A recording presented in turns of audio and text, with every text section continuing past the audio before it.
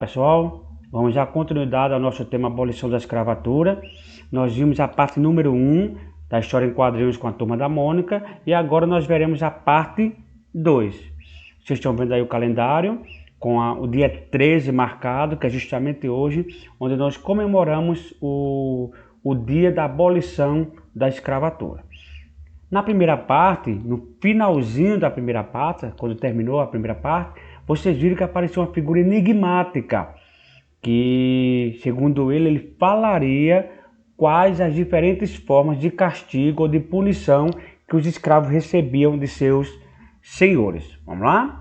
Então, Turma da Mônica, abolição dos escravos, segunda parte. Aí o Cebolinha fala: quem é o cabeçudo? É a Mônica: Cebolinha, mais respeito. Aí o Zé do Patrocínio: Rui Barbosa. Aí ele é uma das maiores cabeças do nosso tempo. Aí o Cebolinha: então, foi o que eu disse.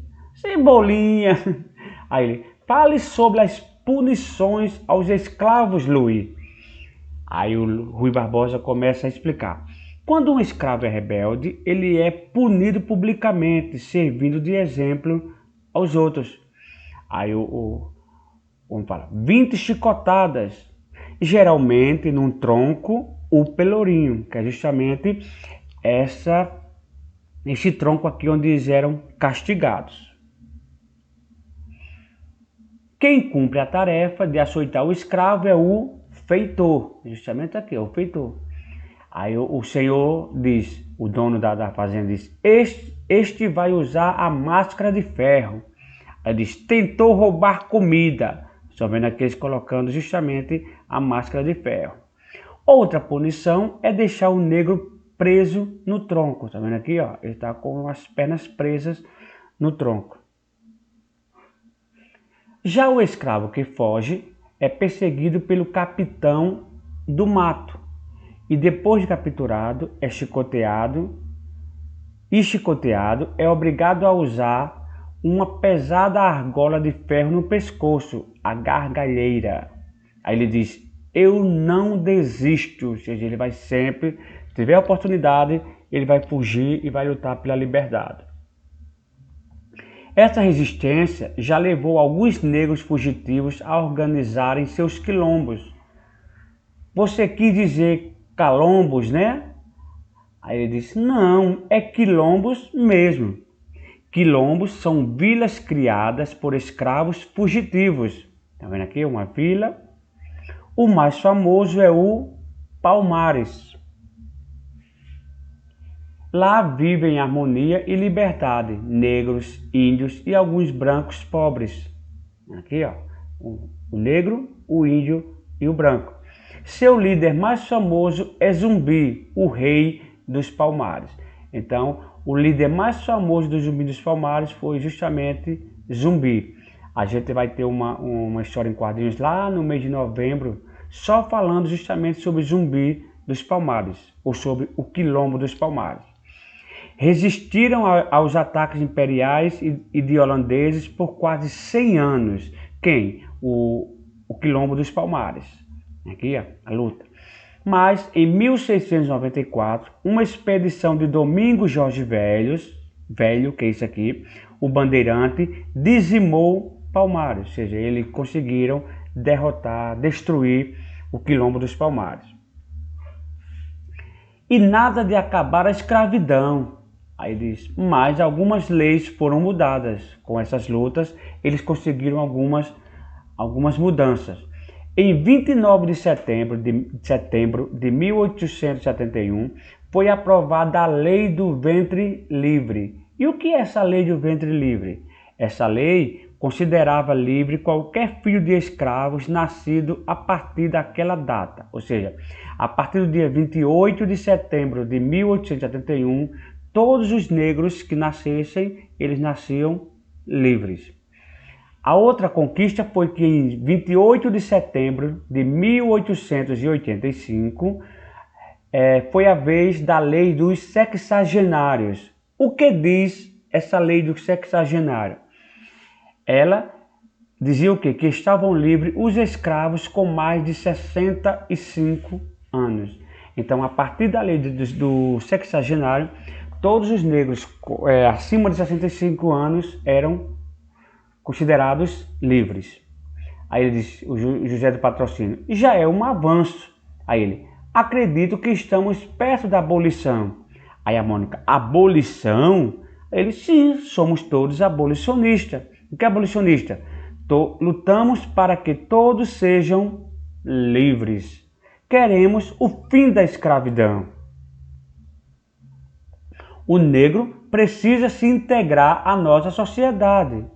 Aliás, de uma forma já está.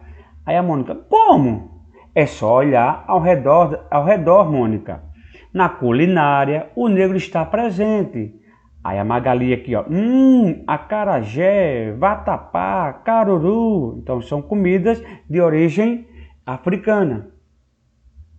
Nas danças, músicas, isso vai dar samba. Então o samba quem trouxe foram os negros. E até no vocabulário brasileiro, com palavras derivadas de línguas nativas africanas, o Yorumbá e o Nagô, nossa língua portuguesa, ficou mais rica. Ou seja, a língua que nós falamos aqui no Brasil é justamente uma parte da língua portuguesa que é Yorumbá e o Nagô. Então, quais são as palavras que são de origem africanas? Aí ela tem aqui, ó, dengo, calombo, branqué, banguela. Ou seja, eles levaram duas coelhadas porque estavam brigando com ela. Então essas palavras dengo e calombo e banguela são de origem africanas. E o que falta para a escravidão acabar de vez, tio José? Bem, Sua Majestade, a Princesa Isabel, precisa assinar uma lei definitiva contra a escravidão. Lembra-se das duas leis? A do ventre livre e a do sexagenário. Uma só libertava aqueles que nascessem a partir daquela data. O outro libertava quem tinha acima de 65 anos. Mas ele queria uma lei onde libertasse todas as pessoas, ou seja, todos os escravos. Uma lei áurea, ele falou. Aí ela, só assinar? Aí ela disse, então empresta sua pena, tio. Aí ele, Mônica? Aí, vocês adultos são tão complicados às vezes. Eles, o que ela vai fazer? Aí o Cebolinha, levar a pena para a Princesa Isabel assinar a lei. Agora, eu sei porque o senhor se chama José do Patrocínio. Por quê? Sua pena vai patrocinar a abolição. Majestade, como entrou aqui? Com uma coelhada, mas isso não importa. Tem a pena dos escravos, ela. Sim, já é hora de acabar com 300 anos de escravidão no Brasil. Aí o que aconteceu? Ela assinou a lei. A lei tem 2 artigos. O primeiro artigo é declarada extinta a escravidão no Brasil. E o artigo 2º, ficam revogadas as disposições em contrário. Ou seja, ninguém poderia falar o contrário. Então, assinado Princesa Isabel. Enquanto isso, o povo comemorava. E os soldados dizem, que tal pedir uma carta de alforria de coelhadas? Aí ele diz, eu assino embaixo. Por quê? Lembra-se da pergunta que ela fez como foi que ela entrou lá no palácio? Ela entrou justamente dando uma coelhada, dando 2 coelhadas nos soldados. Então termina aqui a nossa história em quadrinhos, a parte 2. Antes de nós encerrarmos totalmente, nós vamos a algumas curiosidades. Nós vimos 2 na primeira parte e agora nós iremos ver 2 curiosidades com relação à abolição da escravatura. A primeira é, a pena de ouro com a qual a Princesa Isabel assinou a Lei Áurea está no Museu Imperial em Petrópolis, no Rio de Janeiro. A outra curiosidade, desculpe estar a página 19, mas seria a página 20, algumas curiosidades com relação à libertação dos escravos em outros países.